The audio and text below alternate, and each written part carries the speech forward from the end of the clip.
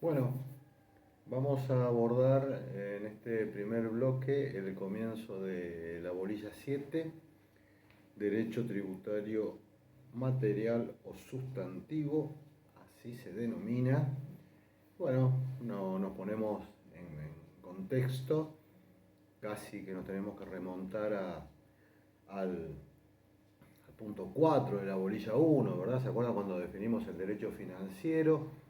Es decir, aquel conjunto de normas jurídicas que regulan la actividad financiera del Estado, y en ese contexto habíamos definido sus parcelas, sus clasificaciones, su contenido, y uno de ellos era el derecho tributario, conjunto de normas jurídicas que regulan a la tributación, y ya ustedes en las respectivas bolillas pudieron ver específicamente cuáles son estos recursos tributarios y también lo referido al poder tributario en sí y su ejercicio o competencia, es decir, ya la concreta utilización del poder tributario por parte del Estado, más allá de sus aspectos constitucionales. Básicamente y obviamente entonces lo que estamos abordando en esta instancia de la materia es ya específicamente el derecho tributario, es decir, reitero, una de las parcelas del derecho financiero. Dicho esto, y ahora sí, un poco, si ustedes quieren, casi repasando, pero bueno, está claro que este conjunto de derechos y obligaciones que dimanan del ejercicio del poder tributario tiene roce, se relaciona con diferentes aspectos del derecho, el que ya mencionamos, derecho constitucional tributario, obviamente el aspecto procesal, el aspecto administrativo en general, el aspecto penal, luego los regímenes jurídicos de cada uno de los impuestos que vamos a ver, que son obviamente una poca cantidad de ellos, pero lo cierto es que siempre estamos hablando aquí ya de normas jurídicas. Para lo cual, no está de más recordar entonces que lo que empezamos a utilizar ya a esta altura del curso, ¿verdad? Son las leyes nacionales y provinciales que rigen, provincia de Buenos Aires, que rigen la materia. Digo, en el ámbito nacional, la ley 11.683 de procedimiento tributario es lo que se menciona como una codificación tributaria limitada, dado que ahí están todos los principios generales de aplicación a los tributos, pero van a ver que a nivel nacional luego tenemos leyes especiales para, por ejemplo, cada impuesto. En la provincia de Buenos Aires, por el contrario, tenemos un código, llamado Código Fiscal de la provincia de Buenos Aires. Estos son los cuerpos legislativos con los cuales a los cuales vamos a abrevar, vamos a abordar de ahora en más, y que obviamente necesitan, chicos, el texto actualizado porque son variadas las modificaciones que van sufriendo en el caso de provincia todos los años, casi todos los años le diría yo, y en el caso de nación en los últimos años hubo modificaciones importantes, para lo cual tenemos que tener los textos actualizados de los mismos. Muy bien, en este esquema entonces vamos a empezar a abordar el aspecto material o sustantivo, que es la relación jurídica tributaria.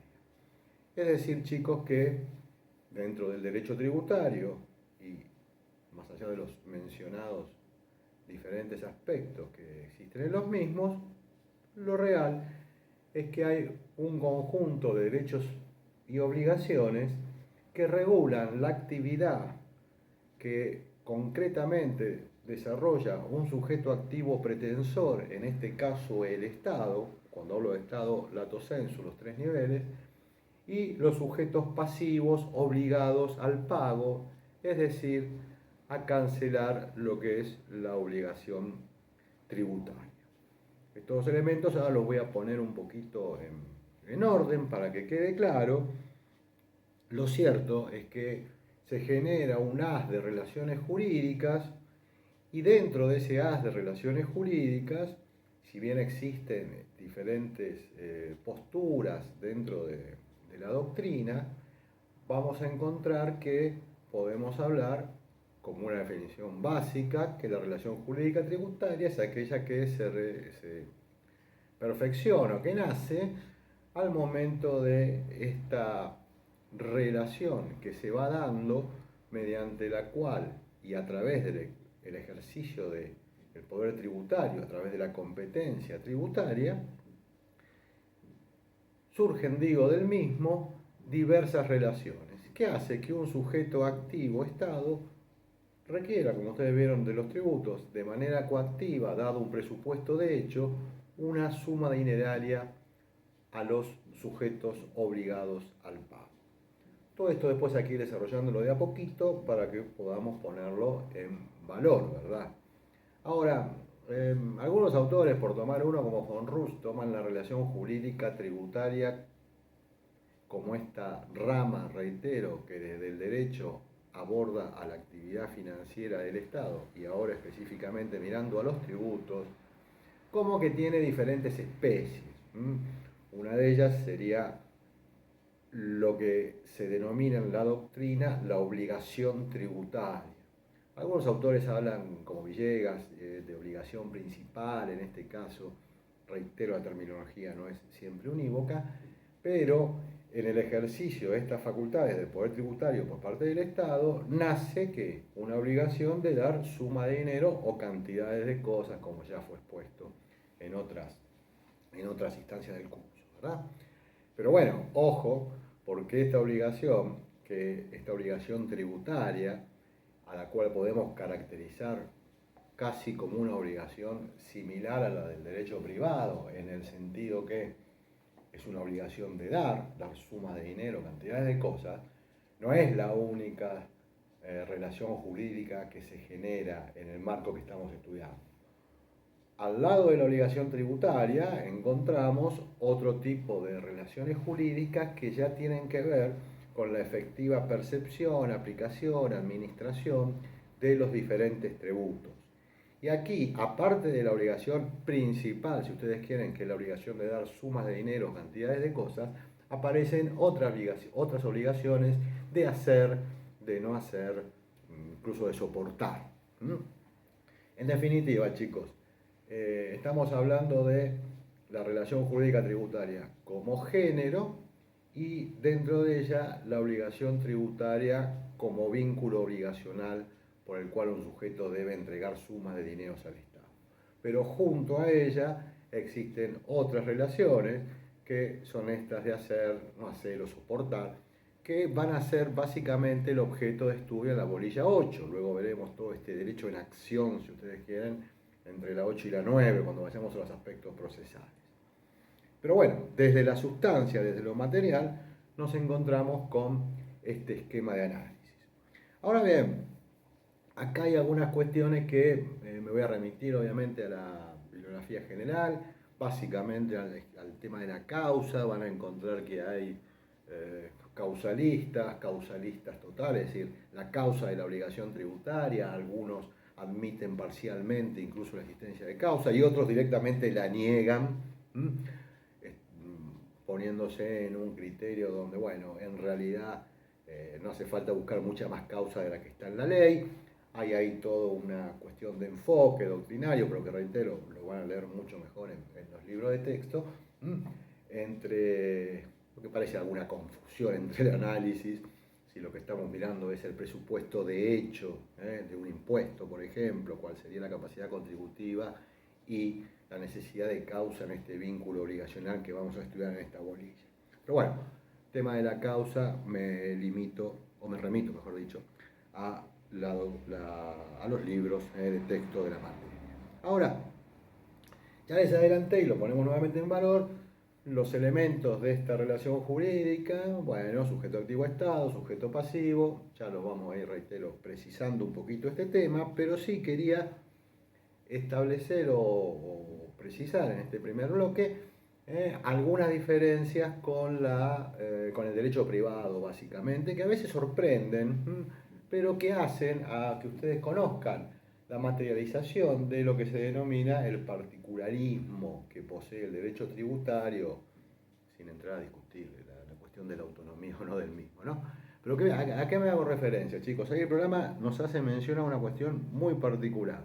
Digo, ya sabemos que estamos en el marco del derecho público, no en el marco del derecho privado, que tampoco es exclusivamente derecho administrativo esto, sino que es una rama diferente, que todo el derecho es uno, o sea que todo está relacionado, pero en este contexto, para que vean algunas diferencias notables que hay algunas referidas, por ejemplo, una de las más llamativas, el tema de la capacidad, chicos, ustedes saben que el Código Civil y Comercial de la Nación, ¿verdad?, que nos prevé una determinada edad para ser sujeto de derechos. Bueno, esta noción es indiferente a el derecho tributario, a su aspecto sustantivo o material. Con esto, ¿qué les quiero decir? Un menor de 3 meses puede ser sujeto de derecho, digo, obligado al pago de tributos. Sí, lisa y llanamente sí. Porque si ustedes siguen todo lo que estuvieron estudiando hasta este momento, habrán visto que si el menor tiene capacidad contributiva y el legislador dictó una ley donde se apropió de esa manifestación de capacidad contributiva como presupuesto de hecho, hipótesis de incidencia de la generación de un tributo, el menor es sujeto de derecho. Vamos a ver después cómo se soluciona esta cuestión. También tenemos particularidades, no solamente en cuanto a los menores o la capacidad, sino otros entes que para el derecho privado no son sujetos de derecho, ACE, sociedades irregulares, ya lo mencionó el titular en uno de sus videos, ¿verdad? Bueno, todos estos van a ser sujetos de derecho para el ámbito tributario. También hay particularidades respecto a la solidaridad.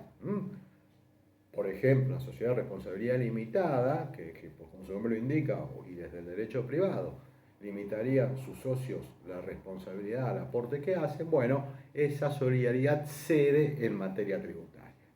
Es decir que, el ejemplo sencillo, un socio gerente de un SRL, aunque no haya aportado su casa a la sociedad, puede perder su casa por deudas tributarias.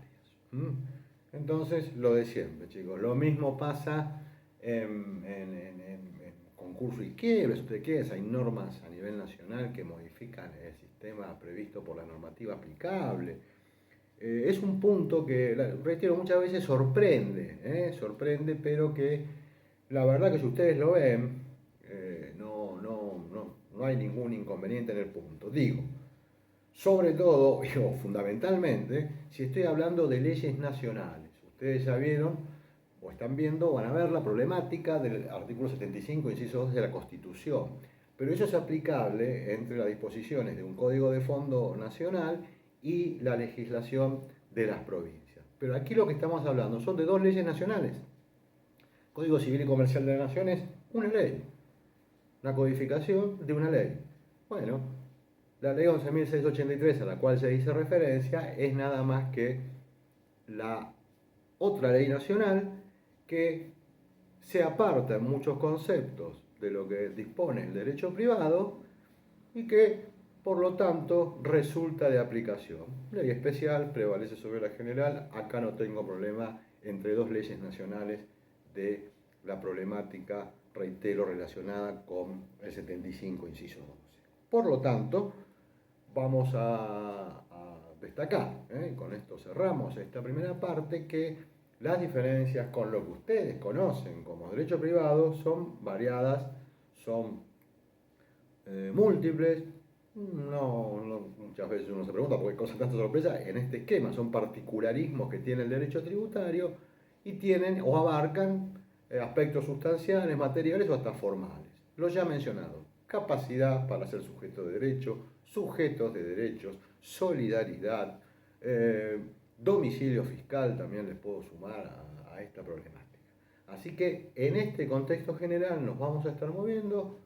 Remitimos el tema de la causa a la lectura en los libros doctrinarios y luego vamos a ir avanzando entonces sí sobre la definición de los diferentes sujetos activos y pasivos de esta obligación. Gracias.